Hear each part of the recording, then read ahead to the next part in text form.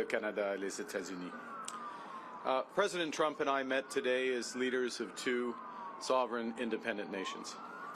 And I want to thank the President and the members of his cabinet that attended for welcoming me and my colleagues to the White House and for our very constructive discussions. I conveyed to the President today what our countries have long proven to be true, that Canada and the United States are stronger when we work together. We can get a better deal for our workers. We can create more opportunities for our businesses. We can build stronger economies across North America when we work together. And really today marked the end of the beginning of a process of the United States and Canada redefining that relationship of working together. The question is how we will cooperate in the future, how we can build an economic and security relationship built on mutual respect, built on common interests, and that delivers transformational benefits to our economies. We had what I would describe as wide-ranging and, as I said a moment ago, very constructive discussions. We agreed to have further conversations in the coming weeks, and we are looking forward to meeting in person at the G7 summit in Kananaskis in Alberta. Now, while that's going on, in Canada, we will focus on what we can control. Alors, demain, je réunirai avec les premiers ministres pour un appel afin de faire le point sur les conversations que nous avons eues ici aujourd'hui et de discuter du travail qui nous attend. We are going to reinforce our strength at home. We will reinforce Canada's security for an increasingly dangerous and divided world. We will transform our border security, our security in the Arctic, and our support for our allies around the world. We'll build an economy that creates jobs, grows incomes, and withstands shocks, when, in fact, the strongest economy in the G7, an economy that works for everyone. Nous allons bâtir une économie canadienne renouvelée, où tous peuvent réussir dans un monde qui est en train d'être profondément transformé. Nous allons bâtir les infrastructures qui permettront à nos entreprises de rejoindre de nouveaux marchés autour du monde. Et nous allons bâtir une seule économie canadienne, pas 13. We are masters in our own home, and we can give ourselves far more than any foreign government can ever take away. So now is the time to build, and based on the discussion today, to build at home and to build with our partners abroad, including the United States. Merci beaucoup. Thank you very much, and I look forward to your questions. Thank you, Prime Minister. We'll now begin the press conference. We'll begin with questions from the traveling delegation. First question, première question. Good afternoon, Prime Minister Tonda McCharles, Toronto Star.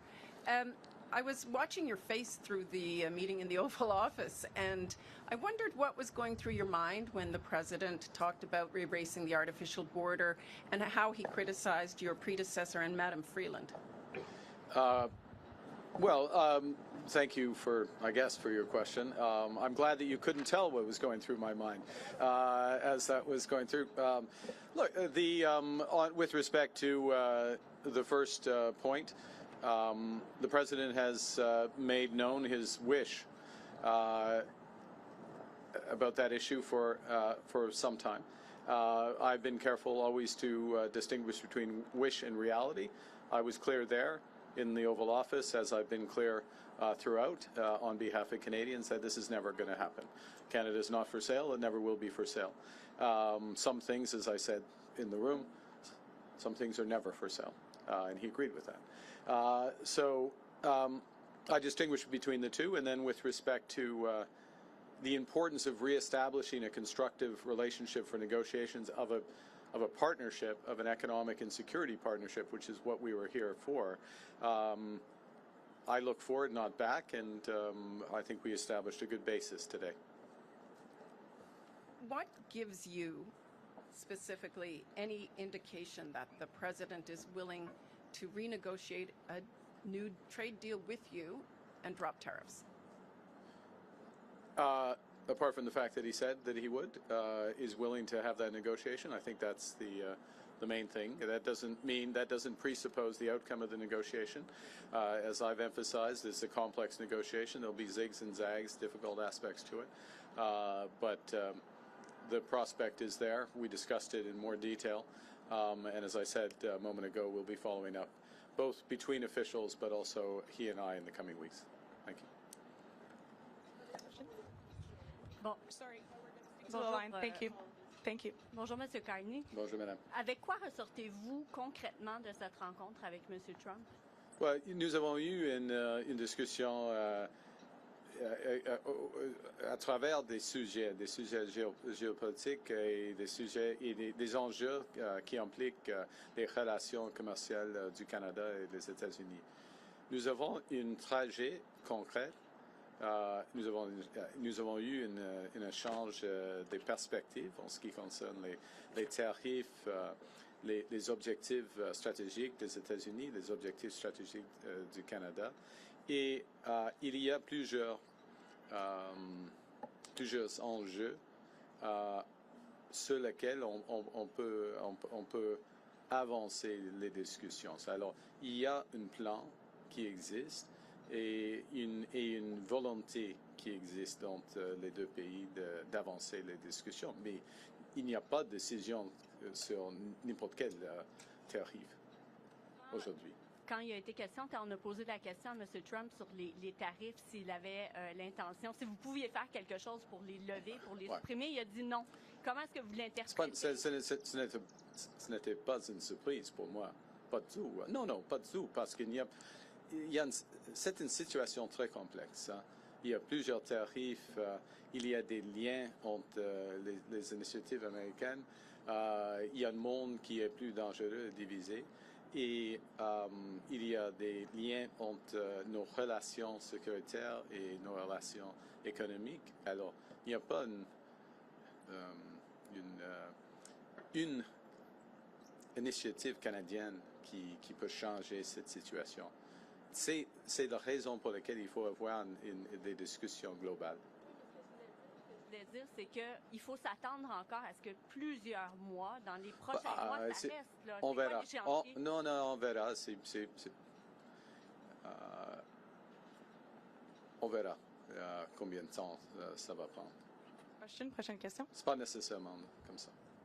Hi, Prime Minister. Joanna Smith from The Logic. At one point during the meeting in the Oval Office, the President, when talking about the tariffs and talking about a deal, also made very clear that when it comes to autos, his goal is to have car makers make them in the U.S. and for the tariffs to not make any economical sense to be made in Canada anymore. Do you anticipate lifting tariffs on autos at any point? And what did you tell him in the room about that topic?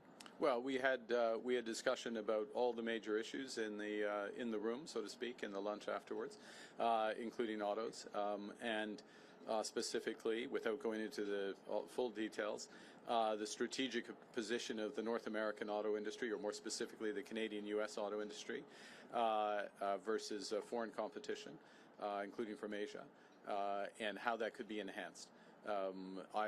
I and the Canadian government, and I would say the Canadian auto industry, I would actually say the auto industry as a whole, is of the view that Canada, Canadian auto workers, Canadian auto companies, Canadian parts companies, Canadian steel, Canadian aluminum, all play an important role in enhancing the competitiveness of American auto companies. So we will continue to press that case and look for an arrangement that takes full advantage of it for the benefit of the United States, but of course, from our perspective, very much for the benefit of Canada. And what did he ask you about China in your closed-door meetings, and what did you tell him? That's why they're closed door. Well, yeah. Next question. We had a wide-ranging discussion. Next question, prochaine question. Bonjour, M. Carney. Michel Bonjour. Sabat, la presse canadienne. Je vais essayer de faire du chemin sur la question de ma collègue Mélanie un peu plus tôt. Est-ce que vous repartez avec quoi que ce soit de tangible au niveau du commerce des droits de douane? Et comme j'ai dit il y a quelques jours, je n'attendais pas qu'il y aura des fumées blancs ici. OK? Parce que ce sont des négociations, comme je viens de dire. très complexe. Il y a beaucoup d'aspects. Mais on a fait de progrès. Nous avons eu des échanges très compréhensifs, très tangibles. Et il y aura des réunions entre les ministres et les fonctionnaires.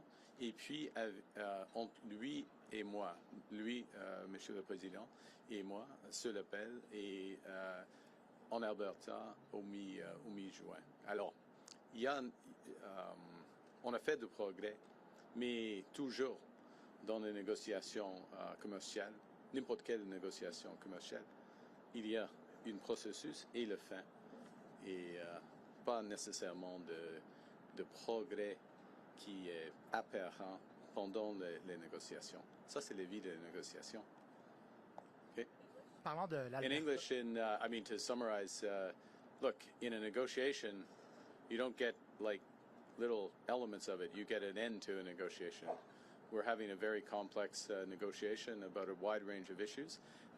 And it's, as I said before I came here, I wouldn't have expected white smoke coming out of this meeting. That was not my expectation, because of the nature of the negotiation. So you don't expect to have specific progress as things move along, even when you're making progress, because that's why it's a global negotiation. Parlant de l'Alberta, que pensez-vous de l'idée de Daniel Smith d'encourager la tenue d'un référendum sur la souveraineté de l'Alberta? Le Canada est plus fort que quand nous travaillons ensemble comme Canadiens et Canadiens. Et je suis albertain. Et je crois fièrement en Canada. Alors, on peut poser la question, mais pour moi, la réponse est claire. Canada's stronger when we work together. As an Albertan, I firmly believe that. You can always ask a question, but I know what I would respond clearly. Prochaine question, next question. Bonjour, M. Carney, Olivier Ferrand-Boissé de TVA. Est-ce que M. Trump vous a convaincu qu'il voulait bel et bien renégocier l'accord de libre-échange? Parce que ça semblait pas clair dans le bureau avant Non, tout à l'heure. C'est clair. Oui. Ouais. Plusieurs reprises que... C'est clair qu'il y aura... Ouais.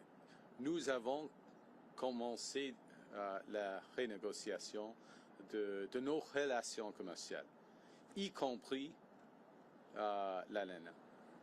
OK? Vous aviez dit à plusieurs reprises que, selon vous, M. Trump voulait nous briser pour nous posséder. Est-ce que c'est encore votre lecture de ses intentions après votre rencontre d'aujourd'hui? Je crois nous sommes forts.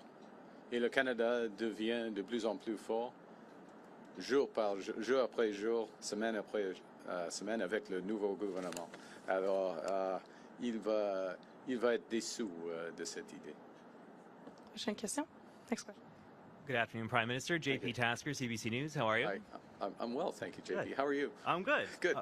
Do you feel better or worse about Canada-U.S. relations after meeting with the President today? Look, it was a very constructive meeting. I feel better about the relations in the sense of, in many respects, one, the posture, if I can put it that way, or the positioning the President took towards us. Secondly, the breadth of discussion and how concrete the discussions were. These are the discussions you have when you're looking to find solutions, as opposed to laying down terms, if you will. So feel better about that. And I would add one other thing, which maybe isn't as obvious, so I should say it, which is that we also discussed a number of issues globally, geostrategically, if I can put it that way, where we have common interests, common concerns. And that, of course, is a sign of a broader and very healthy, or a healthy relationship. Look, we have, JP, we have a lot more work to do. I'm not trying to suggest at any respect that we can have one meeting and everything's changed, but now we are engaged and very fully engaged. Good afternoon, Prime Minister. Ashley Burke, CBC News. What specifically did you say to President Trump about lifting tariffs on Canada? And based on your conversations, what do you think it would take to get those tariffs lifted, and how long could it take? Well, I can't answer the second part of your question because we don't make that decision. but certainly press the case in a number of areas where we think the tariff should be lifted. And specifically, I'll give an example with respect to the scourge of fentanyl and the efforts, the considerable efforts that have been made at our border and behind the border in terms of raids as well. Huge investments in border personnel, in drone surveillance, Black Hawk surveillance, and then those are being reinforced, as you would have seen during the campaign, commitments to another 2,000 in effect 1,000 border guards through CBSA, another 1,000 RCMP, further efforts there. And what we're seeing is huge results for this. Canada's contribution to this problem, cross-border problem, was always very small, but it's down by over 90% with the efforts. And it is an absolute focus of the government. So that is an example of where we would see the case being very strong for the tariffs to be removed. We've made that case. We'll see where that goes. In other areas, the tariffs are, in our view, not in the interests of American competitiveness and jobs. We have more work to do on making those cases on that. Thank you. Pardon? Sur le fentanyl, alors, nous avons fait beaucoup de progrès en ce qui concerne le fentanyl. Il y a une chute. On a commencé avec un niveau très bas par rapport au Mexique. C'est moins de 1%, mais il y avait une chute le niveau, le montant de fentanyl. C'est presque 0,1% maintenant des exemples. Alors, mais c'est pas par hasard, parce que nous avons investi beaucoup en ce qui concerne la sécurité de notre frontière, et mon gouvernement va réinvestir de plus, 20% de plus par exemple par rapport les agents de la frontière. Alors, le cas pour enlever ou supprimer les tarifs de fentanyl est très fort maintenant. Thank you. We'll have time for one last question and follow-up. Dernière question et question de suivi. Hi, Prime Minister. Stephanie Taylor with the National Post. I heard you say, there's a difference between the President's comments around Canada becoming a 51st state as a wish versus a reality. You told him that Canada was not for sale. But many Canadians are offended and deeply angered by the fact that he keeps repeating this comment. So have you asked the President to stop calling Canada the 51st state? Yes. Today. Okay, specifically, what did you ask him? Exactly what you just said. But what words did you use? How did you ask him? Look, I gave you an answer. Do you have a follow-up? En français. What was his answer? Well, we'll look. I don't know. He's the president. He's his own person. I would go back to showing the difference between a wish and a reality. We're very clear. I've been very clear publicly, consistently. I've been very clear in private. It was clear again in the Oval Office. Would be clear throughout. The president, he understands that we're having a negotiation between sovereign nations, and that we will only pursue and accept a deal that's in the best interests of Canada, not just in the short term, but in the medium and long term for Canada.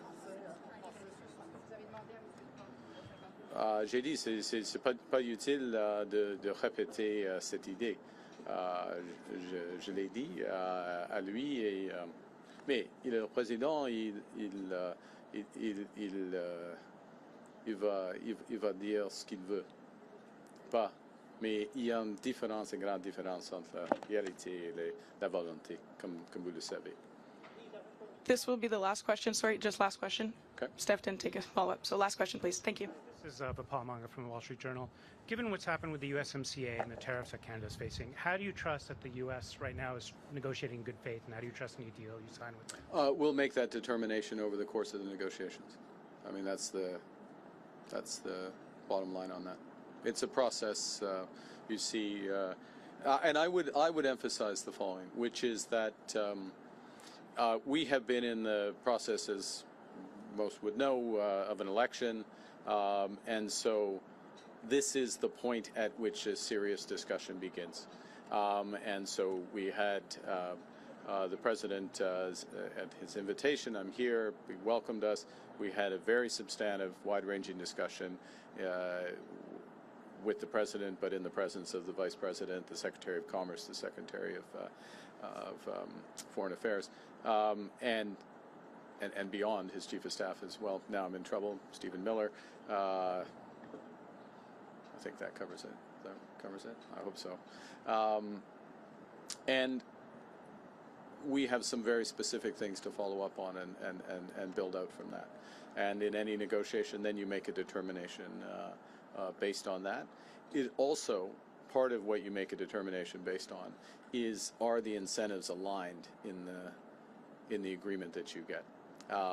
And I think the lesson would be of this experience is to ensure that the incentives are aligned and durably so between the two countries, and that is a way that agreements are self-reinforcing. Thank you very much. Prime Minister, this was the next press conference. C'est ce qui met fin à notre conférence de presse. Merci.